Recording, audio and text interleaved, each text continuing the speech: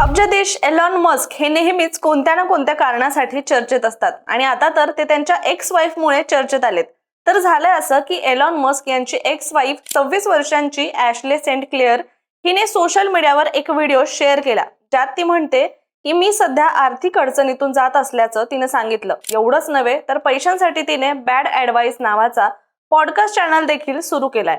घटस्फोटानंतर तिचं करिअर उद्ध्वस्त झालं असून आपल्या मुलाच्या म्हणजेच रोमलूस याचा ताबा घेण्यासाठी देखील ती न्यायालयीन लढाई लढत आहे आणि सोबत पैशांची चणचण देखील तिला भासत असल्याचं तिने या व्हिडिओमध्ये सांगितलंय. दरम्यान एलॉन मस्क यांनी घटस्फोटानंतर तिला आर्थिक मदत केली होती असं म्हटलं जातं, पण तरी सुद्धा पुन्हा तिला आर्थिक अडचणींचा सामना करावा लागतोय. त्यामुळे तिच्या या व्हिडिओ नंतर जगभरातून एकच चर्चा होताना दिसते आणि ती म्हणजे अब्जाधीशाची एक्स वाईफ एवढ्या अडचणीत कशी, आणि आता या पॉडकास्ट मधून तिला खरंच किती पैसे मिळणार हा विषय लोकांमध्ये कुतूहल निर्माण करणारा ठरलाय.